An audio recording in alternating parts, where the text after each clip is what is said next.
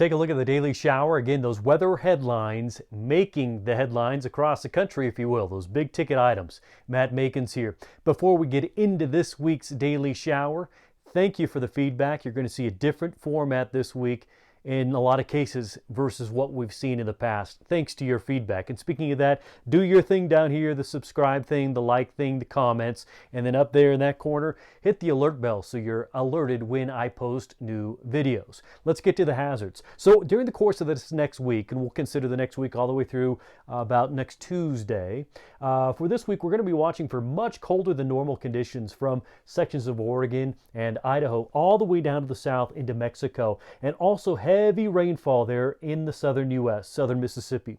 These are the biggest ticket items. However, there are others. So let's talk about that. Winter driving will be one of them. Winter drivers, say along I-90 and 94, 84, I-70, I-80, these areas here in the Northwest throughout the Rockies, those mountain passes along those interstates mentioned may have some winter driving impacts coming over the next few days, especially the Cascades and especially the Central Rockies out to the west of Denver. And don't forget, just outside of Salt Lake too. Some of those mountain areas, again, winter driving is on the way over the next 3 days. Let's talk about the freeze. As far as this impact, look at how much of a footprint across the country will have a frost or freezing conditions this week. Again, I'm only colorizing areas on this map to make it simple, to show you temperatures of 36 degrees or colder. And you can see that footprint here. So perhaps you haven't frozen yet, may be coming your way this week. Okay, let's break down the next 3 days in terms of impact. On Tuesday, cooler air starts to settle in over the Great Basin. So Salt Lake about 48, Cheyenne 51. And then the warmer temperatures here across the east will be in the upper 70s and 80s across the eastern U.S. As far as moisture on the way for your Tuesday, heaviest stuff with some severe weather as well, will be across, say, St. Louis on down to Oklahoma City, approaching Memphis and Jackson, down into Louisiana.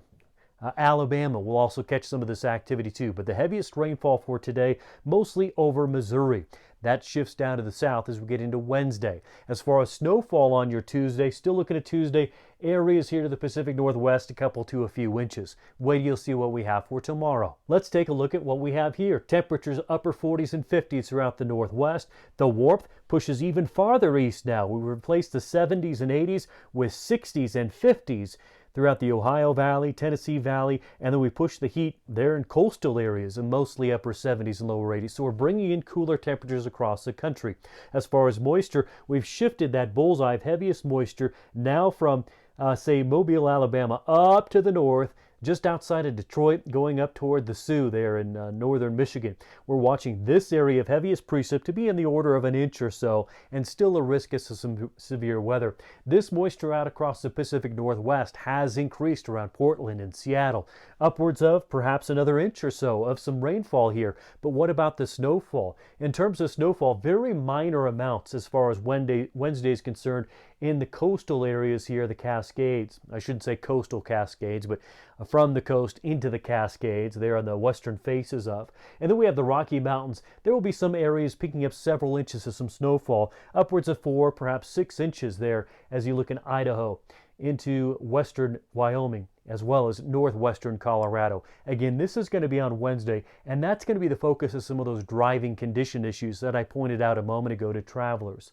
Thursday now, and we're still looking at temperatures only 40s, 50s across the west into the Great Basin. We've cooled off greatly in Denver with a high of only 48. The temperatures across the east, largely 50s and 60s and all. The far southeast will have 70s to 80s, and Texas will be remaining mild as well. But as you've caught on, the trend this week is to pull in cooler temperatures across the west as well as moisture too. Let's check out the moisture totals as expected for Thursday. Kind of the big bullseyes have shifted up into Quebec as well as the Maritimes and far northeastern U.S. As far as the west is concerned, we still have chances for rain showers here, but this is going to be somewhat minor amounts, not necessarily a threatening kind of amount. It would be beneficial, certainly beneficial. And then in the Rockies, we'll still catch a little bit of snowfall. There's some pockets here on the map for snowfall on Thursday that would amount to another 1, maybe 2, 3 inches, somewhere in that range. But as far as snowfall, the biggest impact is Wednesday into Wednesday night, very early Thursday morning,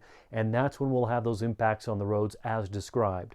All right, that covers the next 3 days in detail and the next week as far as the total hazards, the big weather ticket items. Let's look at week number 2. What's coming next week? So ending October and getting into November, there's going to be quite the potential for some very cold temperatures here across the western U.S. So even Oklahoma City, Las Vegas, northward up into Canada, a cold pool of temperatures will be moving in for the next couple of weeks. As far as coastal areas, very high winds and heavy precipitation for the Pacific Northwest. And we have a risk here of some very heavy snowfall from the Rockies in British Columbia and Saskatchewan on down into northern Montana, Idaho, and sections of Washington. A threat there for some very heavy snowfall. Let's scoot that map up into Canada and show these areas there. So coastal British Columbia and then the Rockies will have a slight risk of some heavy snowfall. And those dates would be the 1st into the 2nd of November. And then Alaska, not to exclude you, we have a chance for much below average temperatures here as well.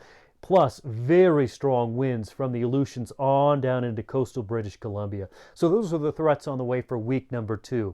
But again, we recap the threats coming this week in detail for the next 3 days in terms of temperatures, precipitation, and snowfall.